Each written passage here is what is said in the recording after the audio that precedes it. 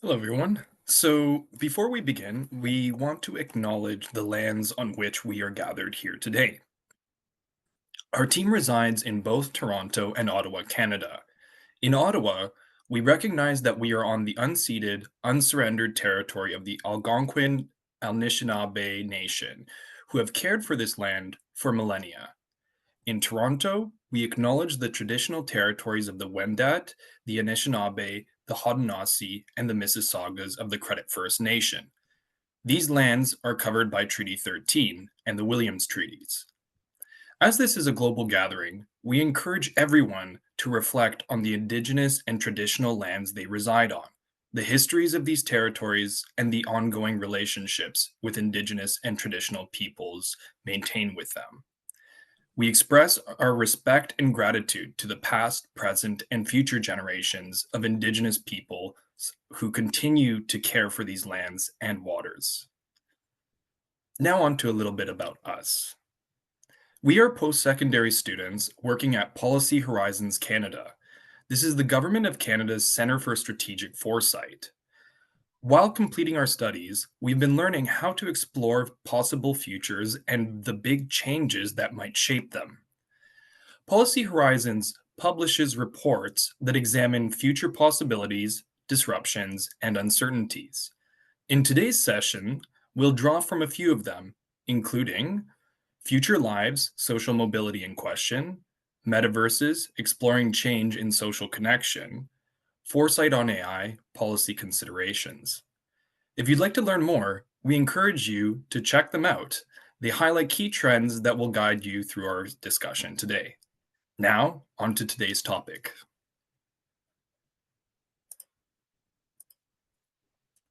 Growing up, the relationships we have and the way we create them have evolved based on our own growth and experiences, as well as our environment. In elementary school, you may have connected with the kid who sat beside you in class. And in high school, you may have met a good friend at your first job. As an adult, your roommate may have become someone very dear to you. The spaces in which we live and exist, whether that's at home, at work, or at school, are all playgrounds for social connection. And there are layers to these spaces. First spaces are the places where you live. Think of the place you go home to at the end of the day. Second spaces are schools and workplaces, places you go to learn, earn money, and advance your career throughout your life. Third spaces are neither work nor home, but a public space where you socialize and meet new people. These spaces are neutral ground that provide a light and fun atmosphere for unwinding and mingling. Many of us, especially in the United States and Canada, have grown up in car-centric cities that lack vibrant and walkable meeting places. But once upon a time, these third spaces were practically everywhere. In the past, third spaces weren't fancy or deliberately curated. They arose naturally in walkable neighborhoods and streets. After all, streets themselves were extensions of the home. People lived, worked, and socialized within the same blocks with spaces that facilitated everything, with vendors working, kids playing, and neighbors chatting. It was a social norm for people to gather on sidewalks, stoops, or at local markets. Everyone lived close enough to walk, so these bustling scenes were everyday life. This sense of community was built into the very design of a neighborhood. But today, widespread car dependency and zoning laws have reshaped how we move together. Streets are often designed for traffic flow rather than people, so it's hard to imagine turning busy roads into social hubs. This disconnect undermines the organic day-to-day nature of third spaces. So, where do people go? For some people, third spaces might be your local library, a neighborhood park, a campus coffee shop, or even the gym. For me, it's definitely the playground in my neighborhood. What about you, Kaylin? Thank you, Jemai. For me, my favorite third place is my campus coffee shop. I know it's a blend between a second space and a third place, but it's a really good place to go if you want to take a break from your projects and relax with your friends. Now, we'd like to invite you to think of your own experiences with third places. So click on the link in the chat and we will make our way to the mural board we have for this presentation. we'd like to ask all of you, what is your third place? Where do you go when you're not at home, at work, or at school? A place you go to socialize and relax.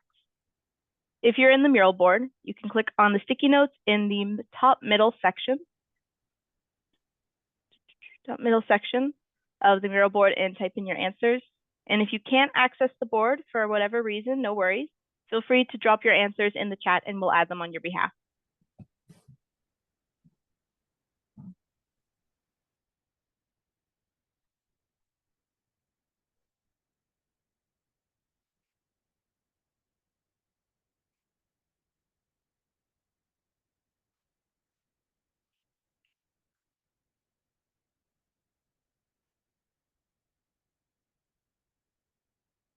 I see we already have people trickling in, which is perfect. If this is your first time using Mural, we do have a section on the side there in light blue, just if you have any questions on how the software works or need any help.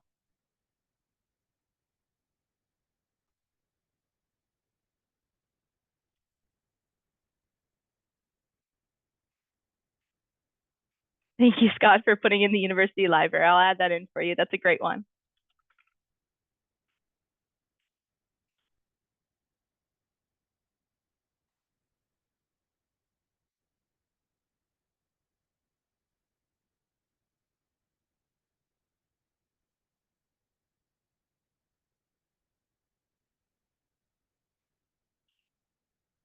Thank you so much, Linda. I'll also be putting yours in. You can already tell that a lot of our third places are shaped based off of what we do. So if we're students, a lot of our third places revolve a lot around campus and what's close to us. Or if you're a very active person, it might be an outdoor space where you go running or the gym, or just whatever your hobby is. Usually that's where you end up meeting with your friends.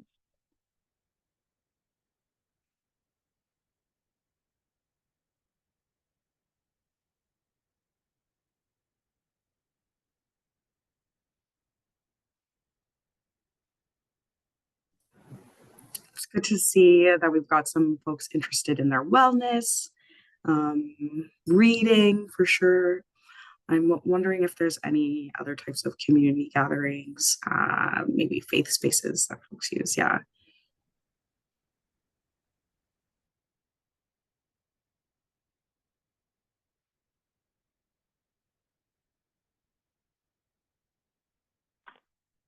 I'll be putting in your answer for you, Jade. I'm sorry that the link isn't working.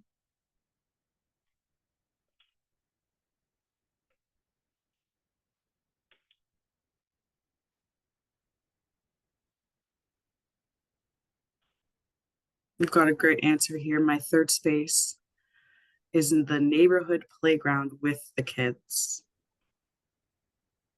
Another good example of how your personal life kind of plays into where your third place is. I also see we have someone from Ottawa because their third place is the canal in the wintertime. It's currently closed right now because the weather's been a bit warm, but I think they're opening it up tomorrow, which is great. And we've got some lovely volunteers too. Soup kitchen on the weekends. Linda has a very good question. Does Zoom count? Does Zoom count? Maybe that's a good segue to get back into the presentation.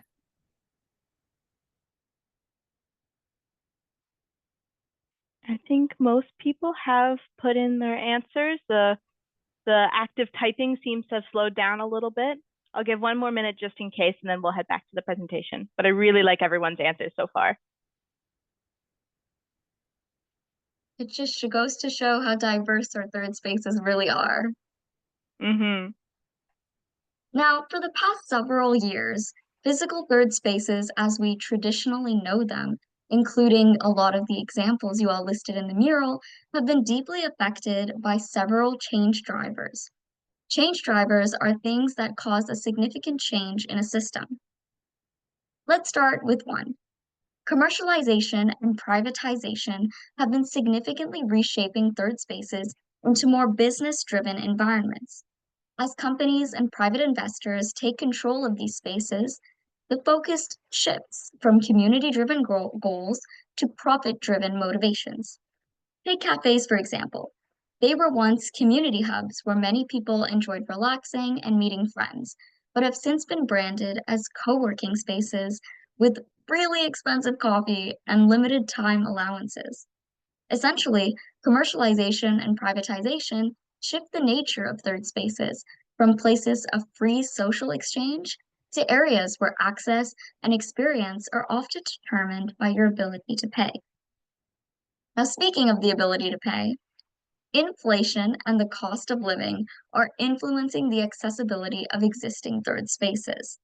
As living expenses rise, many people are forced to reconsider where and how they spend their money.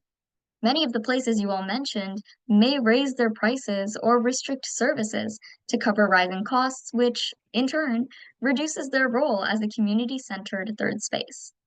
Where are you supposed to go when your usual place is starting to get too expensive? Now, since the pandemic, remote work has also been increasingly shaping the role of third spaces by reducing the need for traditional office environments. Working from home blurs the line between first and second spaces as your home also encompasses your work. As more individuals work in flexible environments such as cafes and libraries, these spaces are no longer third spaces to escape the office, but are seen as alternatives to home offices or new second spaces. The desire to leave our homes, which now hosts both our first and second spaces, also reduces as we get comfortable remaining in a bubble of our own design. Now, in response to all of these change drivers inciting an evolution within third spaces, we are seeing some new trends emerge in how we socialize. A new form of in-person social connection is emerging through high-concept, themed experiences and venues. Cafes, bars, and other social venues are establishing new and creative ways to provide a unique experience in this growing era where people need to get their money's worth when paying for an experience and a place to socialize. Think of board game cafes, arcade bars. These are just some themes that enable people to gather around shared interests with a purpose greater than simply connection. It's now about combining experiences with socialization to get the most out of your time, money, and energy. On top of that, in this age of social media, there's a desire for young people to engage in activities that are Instagrammable, and such thematic venues provide the perfect backdrop for doing that. I know I'm guilty of it. Themed experiences reflect a broader cultural shift towards seeking immersive and social forms of entertainment as vessels of social connection. Another outlet for immersive opportunities for socialization comes in the form of digital third spaces. Many of us have engaged in digital third spaces throughout our lives, perhaps without recognizing that they were in fact third spaces, like that Zoom you mentioned. Think of when you met up your friends online at the pizza place in Club Penguin or at the town in Webkins. Your Facebook group with all your high school friends, your Discord channel where you team up and game, and your Instagram group chat where you send and receive memes daily. These digital spaces facilitated online simulations of social interaction, embedding aspects of commerce, work, learning, and cultural expression within them. Video games are the preferred form of entertainment for Gen Z and hint at the potential popularity of 3D virtual spaces like the metaverse in the future.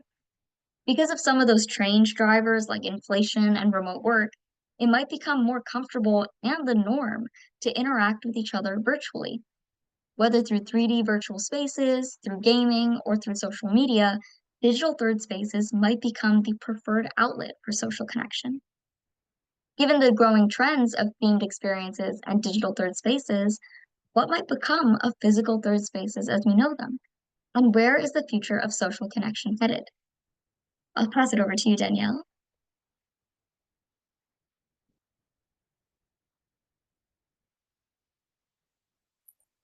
Danielle, you're muted.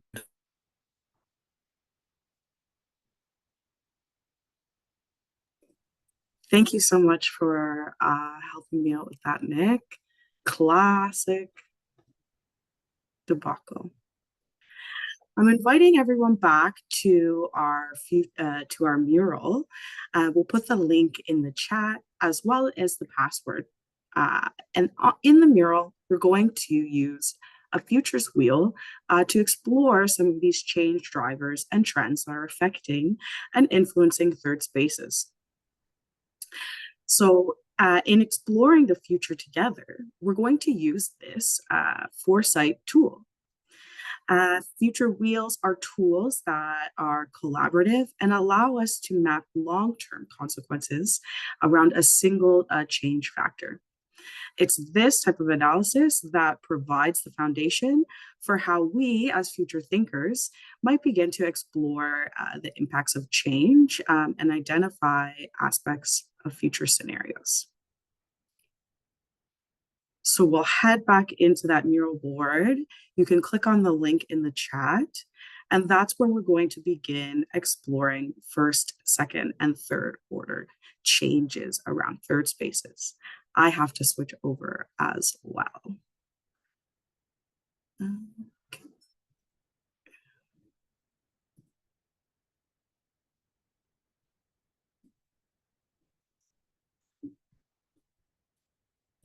So please join us at the futures wheel at the top of our mural.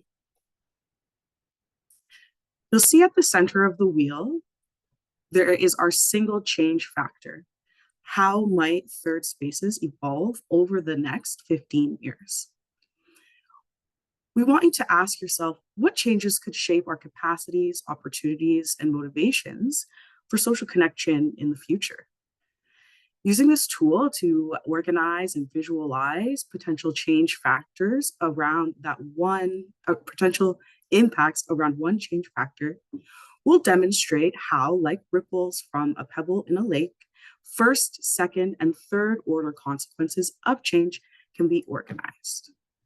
And again, this is the type of analysis that we use as the foundation of scenario building. This is how we explore ambiguity, and this is how critical uncertainties can be identified. This also helps us understand the features and parameters of foresight scenarios as we build them. So the first step would be to write down direct implications. There's an example here that I'll zoom in closer for us to see. We start by looking at our first order implication. For example, what in the future people might primarily socialize on Pokemon Go. And then we're going to fill out each of these first order implications together, the red circles. When the red circles are all filled, the challenge is, as a group, we'll move on to second order implications.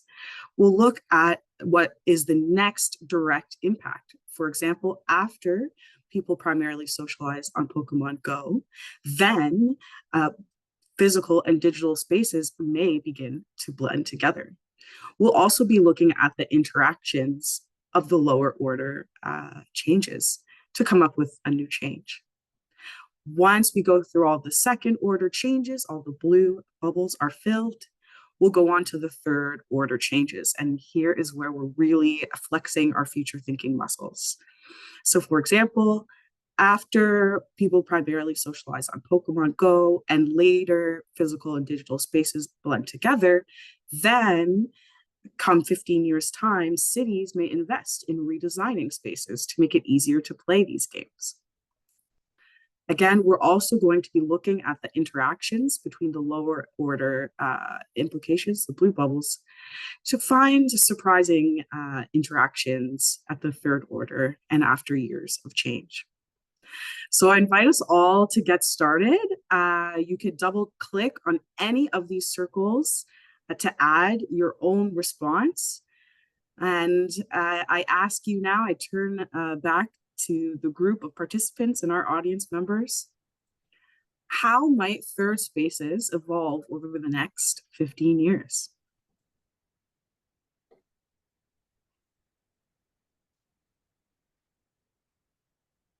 Scott in the chat actually raised a really great point about third spaces becoming tourist traps and Instagrammable traps.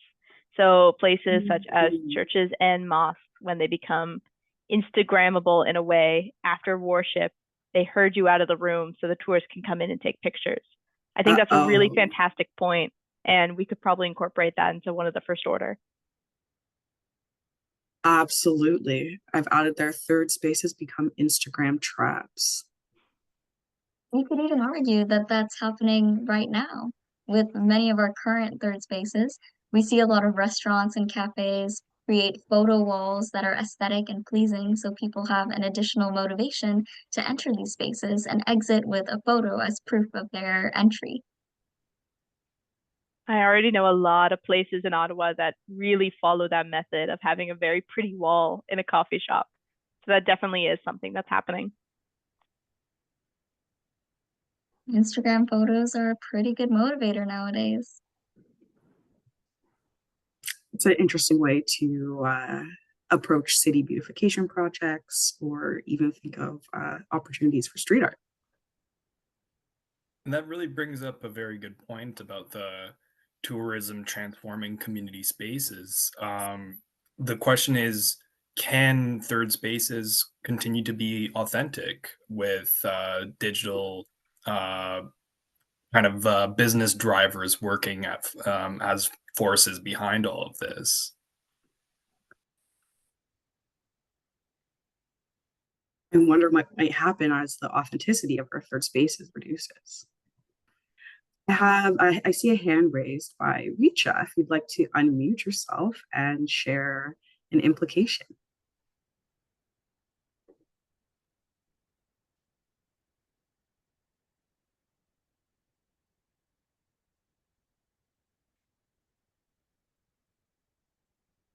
Hey, Richa.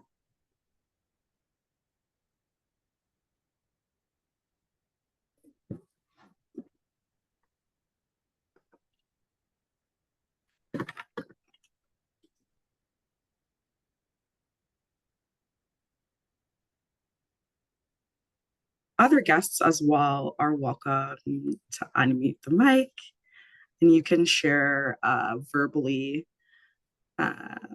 What do you think is going to evolve in our third spaces in the next 5 years or so? Hi. Okay, there we go. Sorry, my microphone wasn't working. I Okay. just want to say hello. I think that there are spaces, when people bring attention to spaces, like you've been saying this entire time, I think sometimes they have like decent intentions when they bring attention to these spaces, but they turn out incorrectly because people like flock it, and then the original purpose is kind of lost. So maybe that could be a thing that happens. I think so. We can summarize that as how would you summarize that? Hyper popularity or social media spaces. Does that kind of capture what you were thinking? And I think Yeah, that's hyper popularity. I think it's like maybe like a small restaurant that can't handle so many people showing up, or they have to like suddenly prepare to like size up because so many people start visiting their place. amazing. Maybe we can also talk about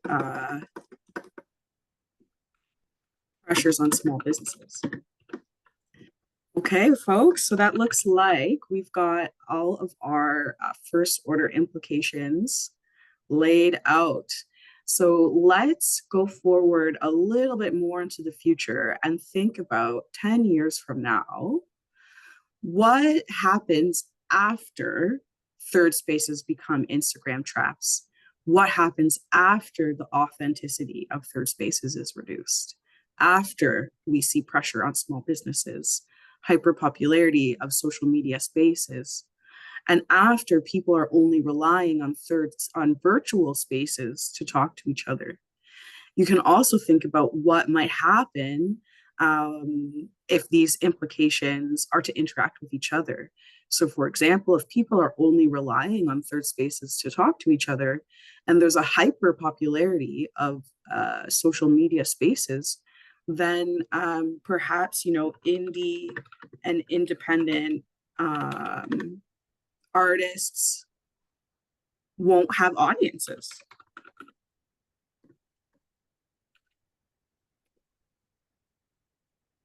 Wondering if anyone else has any second order implications. Scott brings up an interesting point in the chat about the issue of privacy in public spaces, particularly when it comes to influencers. When public spaces become very popular, it is a chance that you might end up on social media and in the background of a very popular influencer. I would like to bring attention to what one of the other people said. Linda Brown, she mentioned tech-free zones develop. And I want to agree with that because I'm saying like there will be a group that wants to be away from kind of the third spaces mentality because the third spaces have turned into something else that they weren't intended to be before. So there will be people who just kind of make themselves a new space. New 100%. spaces. How do That's we think the new space might look if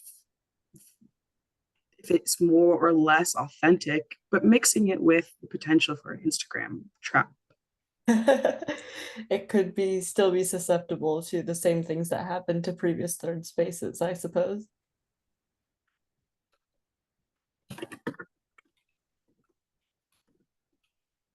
Thank you for participating.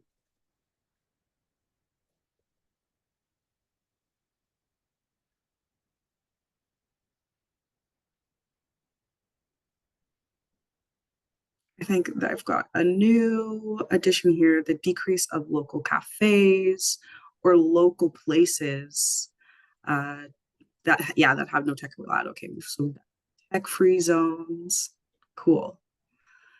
So we've thought about diminishing third spaces, tech-free zones, reduction of privacy, limited audiences for indie creators.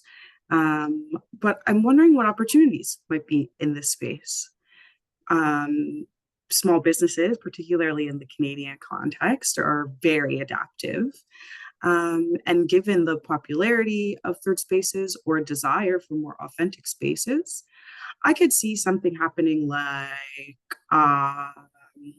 maybe more like marginalized communities or Indigenous communities can have access and popularity of spaces since there's so much desire now.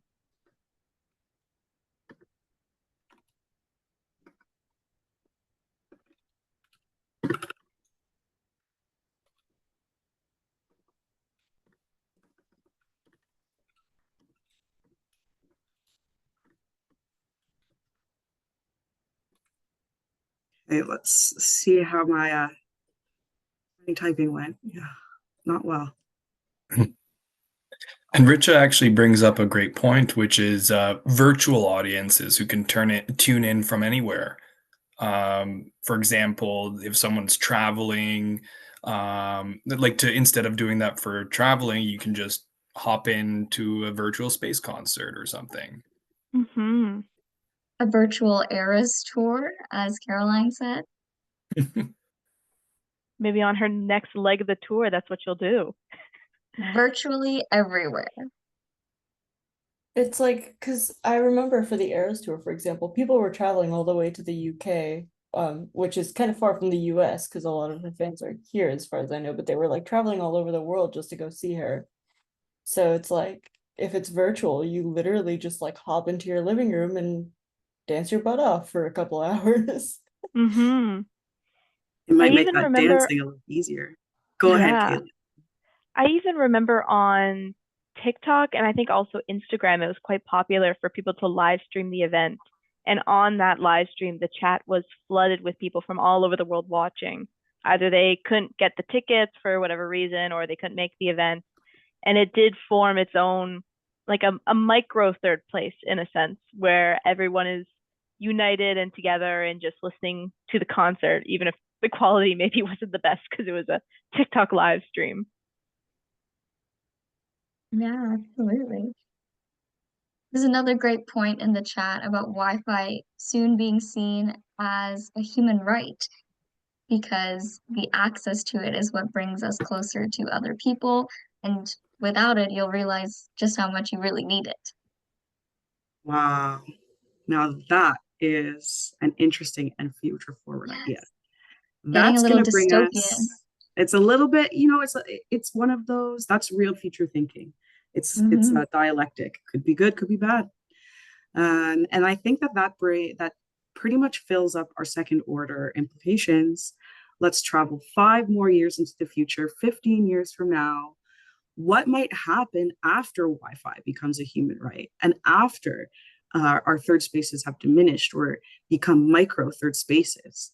What happens after the decrease of local cafes, and the decrease of indie audiences?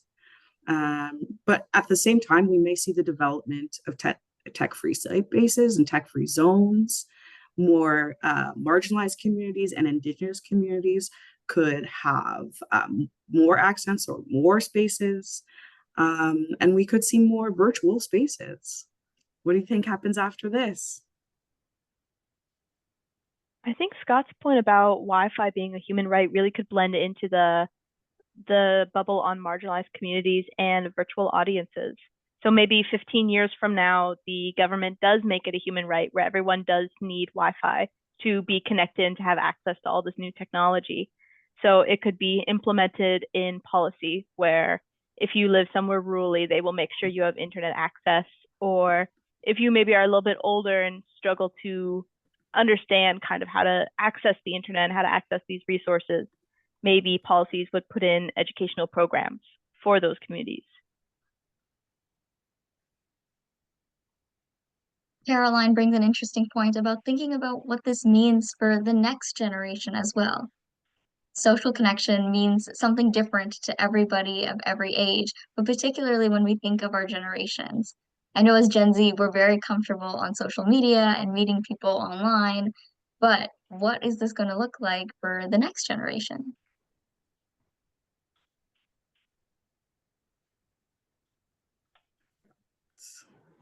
We've got something coming in. Government policy being put towards internet access for all, governments mandating and regulating internet access, particularly in rural communities, and a new answer in the chat, perhaps to counter hyperpopularity, third spaces might become more private and you need a password. Kind of like our mural board right here. I did And see that Caroline had her hand up for a little bit. If you want a chance to say something, Caroline. Sure, sounds good. Hi, folks. Caroline from Toronto, Canada.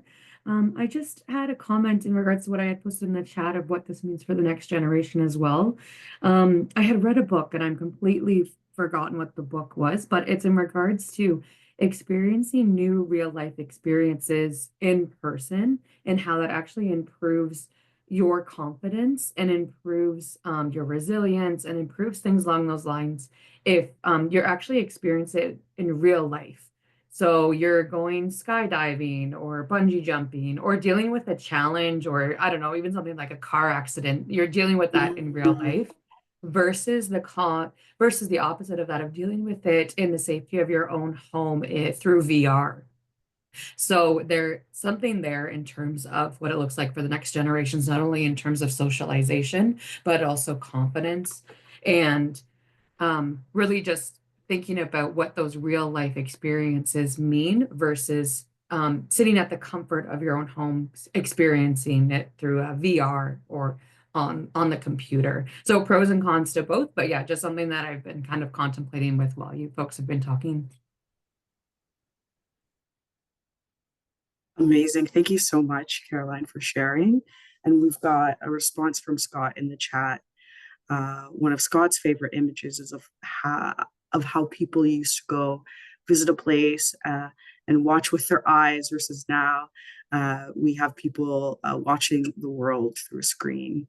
And I appreciate the reflection on how that could impact our cognition and our actual physical bodies of moving, when you experience things in real life, that is better for the physical body versus having to cope alone could really contribute to further loneliness. I wonder what that means for our physical and mental health as a species, since humans are very social creatures by nature. So if we're relying on virtual spaces or we're not getting as much physical interaction as we're meant to, what could that mean for our physical health?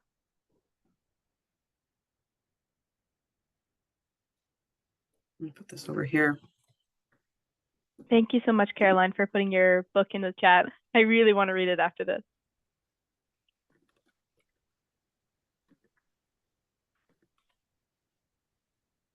Okay. This is great. There was also a point in the chat about countering the hyperpopularity of third spaces as they might become more private and exclusive by requiring a password. Perhaps this will also encourage a bit of a class divide in terms of who can access third spaces or physical third spaces rather. I don't know Thank you about for you that. guys, but I would really hate if I couldn't get into a restaurant if my password and Uber rating were too low. So It's very Black Mirror. Mm-hmm. I'm looking at the time, and I'm seeing that we've had some really good engagement, and our future wheel is almost complete. Hopefully, as we've been discussing, um, we've been thinking through your mind of what's causing you uncertainty, what doesn't, what's making you more confident that you can affect change, and what might make you feel less confident that you can affect change. But the real power of the future wheel as a tool is the systematic way that we've investigated the future and come up with some interesting and hopefully surprising futures that we may not have thought of before.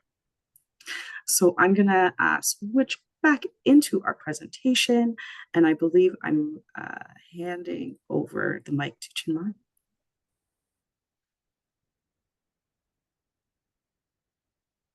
All right, then on that note, we would like to thank you all for bringing your unique and insightful perspectives to this futures conversation. We'd also like to hand the floor over to you all in order to ask a couple questions or put in the chat what your key takeaways from this experience truly is. We'd like to remind you all that when it comes to futures thinking, there's really no wrong answer, just a million and billions different of possibilities.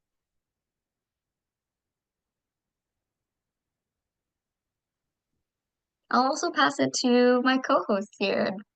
Nick, what were some of your key takeaways? that's a very good question. I think I had quite a few, but I'd say that we talked about how we've seen third spaces are shaped by like communities, governments, and private companies, but ultimately it's people like us, who decide what kinds of third spaces we use and value. So this really does mean that we all do have a role in shaping the future of connection. And I'd also say another one of my biggest takeaways is that I think foresight is really about not about predicting the future, but it's about exploring the different possibilities so that we can shape it the way we want. And the futures wheel exercise really helps us visualize on how small changes can have really cascading effects on society. That's a really good point. We are getting a couple questions in the chat, so I'll give this one to Kaylin. Are we going to need fourth spaces? I was also reading that comment by Scott, and it's such a fascinating idea because what would be a fourth space? So if the first space is our home, and the second is work or school or wherever we go during the day, the third is where we go to socialize.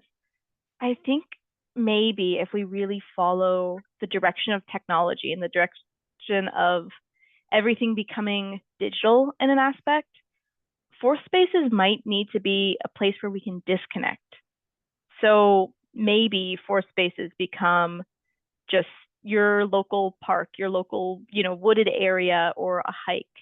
And it's maybe it has to become some way where you can truly, truly disconnect and not feel the pressures of social media and not feel the pressures of I guess the whole internet being inside your phone, which sometimes gets a little bit overwhelming. I also saw that Owen made a fantastic point of how can we make sure we still have in-person 3D third spaces, in 10 to 15 years. The thing with future wheels is sometimes it often is easier for people to take the worst future in the worst possible direction. And that may feel a little bit scary, a little bit depressing. You feel like, oh no, the world's out of our hands and it's going in this direction. It feels so powerless. But at the end of the day, it really comes down to you and what choices you make because you are in control of your own future. If we as a collective want physical third places to remain and to be popular, we have to be the ones to go to these third places, or we have to be the ones to advocate for them in policy and advocate for changes that are happening around us and making sure that we are staying positive and knowing that nothing is certain until it happens and the future can seem very mysterious and foresight is only used to help predict and to help kind of explore what it could be and not what it's going to be. And using that mentality can help us really shape what does happen. I think Rebecca made an excellent point in the chat where if we want to keep things that are important to us, we will find ways to do that. Local places are adaptable. And I think that's really does serve as a reminder that if we truly value third spaces that are physical, we as a society will find a way to keep them alive and well. Mm-hmm. Maybe in that sense, one of the key takeaways is support your local coffee shop or support your local library. Whatever your part. Yeah, what your third space is now, maybe just make sure you support them. Make sure they get the support they need to keep going. Yeah, Nick, go ahead, you have Nick. a point. Yeah, I'd just like to say, going back to the fourth spaces potentially, maybe they're personalizable or adaptive spaces. Like they could be adjustments that like can happen in real time to an individual. And to that, I also have to say, um, first of all, everything in the comments is amazing, and please, we would really love to encourage you. If anyone hasn't made a comment yet, please write it in the chat or put it onto the board. We would really love and encourage for everyone to at least write one thing. Absolutely. Now, while thinking about the possibilities of the future, like Kaylin said, can be quite daunting and overwhelming, just know that they are simply possibilities. We have the power to shape the future, and especially young people or people who are in positions of power, we are the ones who have the ability and the capacity to truly shape what the next generation faces. So, on behalf of our team, and thank you to Teach the Future. Happy World Futures Day to you all. Before you all leave, we'd like to take a picture for our final report. So if you'd like to turn on your camera or not, feel free to just say hi.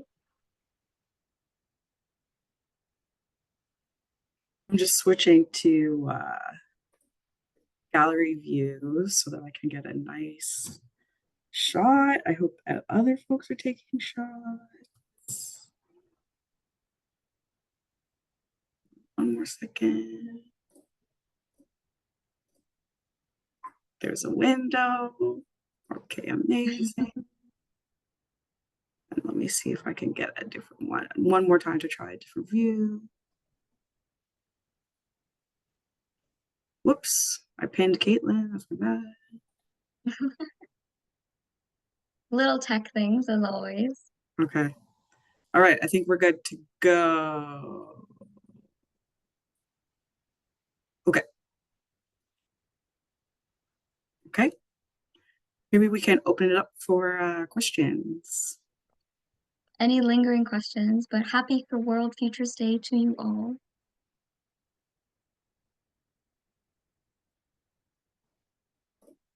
Gina had a great question, which was, how do we keep third spaces accessible? That's a fantastic question. I think a You lot wanna of it take just that? comes down to advocating for it.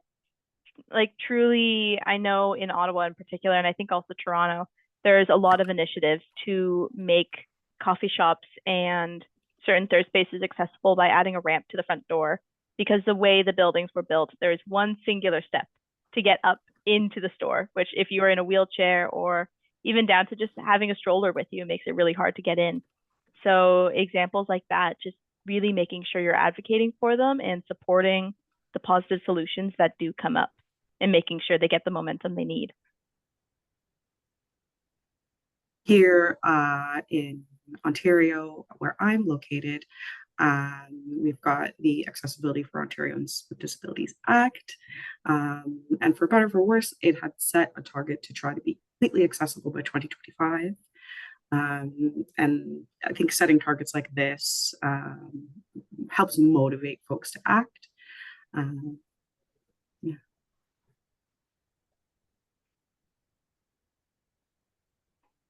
And I think a lot of it also comes down back to one thing that we did not discuss in this meeting today, but human-centered design and human-centric design. Just making sure that you involve all the stakeholders you possibly can to ensure that you get a wide range of understandings before you start these kinds of projects in the first place. This is why I like foresight. This is why I like generative design research methods, participatory methods, because it brings many minds together to do the hard work of thinking about the future that we desire and to do it in a way that is not isolated to even isolated to trade secrets within management consulting firms or isolated to the confidentiality of government programs. When we can work together out in the open and really speak about what it is that we want, then we'll be able to build towards those things. Richa, go ahead. Thank you guys so much. I just wanted to say thank you. This was a great presentation. My gosh, I can't be heard. Oh, never I mind, I can hear you. can. Okay, I was just saying thank you. You guys did a great job. It was really fun listening to you guys and really fun interacting too, because like I'm interested in tech myself and I'm interested in like improving tech spaces and kind of going into like the technological like aspect of communal spaces without ruining the non-tech communal spaces, because those also have to be valued just as equally as tech spaces as we move onward and move forward into AI and other technologies. Agreed, agreed. We really have to focus on the conversations that stimulate what is desirable, where are there opportunities. I think that it's very easy in foresight spaces and in future study spaces to get stuck in increasing awareness or early warnings. But I think that if we're also looking at for those glimmers of hope, those glimmers of what we want and what we can hang on to, and the power of doing this in a participatory way allows us to offer some thought leadership and get some oral tradition behind what we want and inspire research into what we want and how we want the future to look. I think Rebecca brings up an excellent point with digital third spaces supporting accessibility. There's no doubt that we are growing in our digital age, but if we're able to use digital third spaces as a way to include more people who may not be able to commute, particularly in the winter time, or who may not be able to access certain spaces, the integration of digital third spaces or the virtual realm might actually support accessibility in the physical realm as well.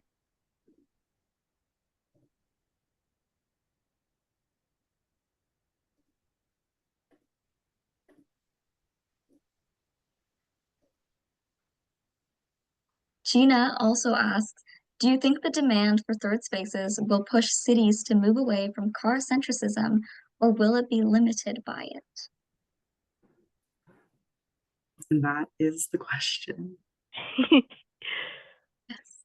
Maybe more of a biased answer from me, but I really hope it does happen in that sense, especially if anyone's heard before of the idea of a 15-minute city where everything is walkable, where it's your work, groceries, truly everything you need can be walked in 15 minutes or less.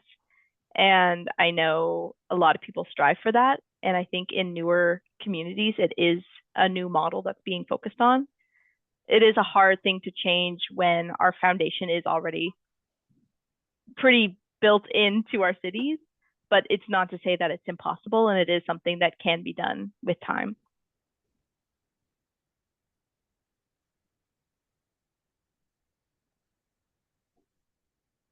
We've got everyone, let's move to New Zealand. I'm very jealous, Jade. That seems really nice. Very different from city of Toronto. I think we can fit 4 or 5 15-minute cities in our metropolitan area. What about Ottawa? I would say the same thing. It has a lot of potential to be a 15-minute city, but some of the ways that the roads are built, and I think also weather is such a really big issue of right now it's really cold outside, so I wouldn't want to walk more than 15 minutes anywhere anyways. So it's something that could change for the better.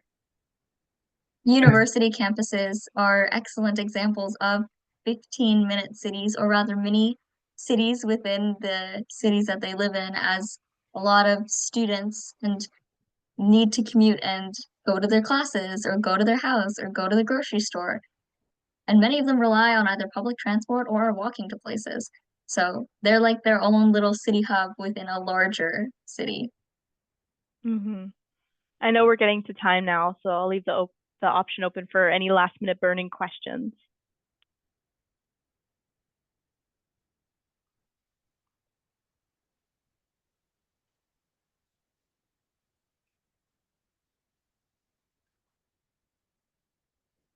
Seeing none. All Silence right. is good. Well, on that note, I'd like to thank you all again for coming to our Future of Third Spaces and Social Connection workshop. Thank you again to Teach the Future, and happy World Future Day. Happy World Future Day. Happy World Futures Day. Thank you. It was lovely to hear you all talk about this interesting topic. And as biased as I am, because I also am in Toronto, I loved the session. Thank you all so much for this, and happy World Futures Day to everyone. We will be starting with the next session in 4 minutes. But before I do that, let's just wrap this one up. So, thank you all for being part of World Futures Day Young Voices. Your perspectives and participation have made this conversation truly meaningful. The journey doesn't end here. New facilitators and new conversations begin at the top of each hour. You are welcome to stay and continue exploring future possibilities with us. There are a couple of quick announcements that I'd like to make. First, Teach the Future is offering our first FutureWise Intro to Futures Literacy Fundamentals online course. We have a summer institute for ages 12 to 17 and a course coming up for those 18 and older, and pre-registration is now open. I will be sharing details in the chat box. We would also love to hear about your experience, so please share your feedback and receive a certificate of participation, which again, the link will be available in the chat box. And remember, our intergenerational voice matters in shaping our shared futures. Thank you all for being part of this global conversation. We're going to wait for 3 minutes before starting our next session at the top of the hour. Please feel free to take a break, rest your shoulders, and we'll be back in exactly 3 minutes.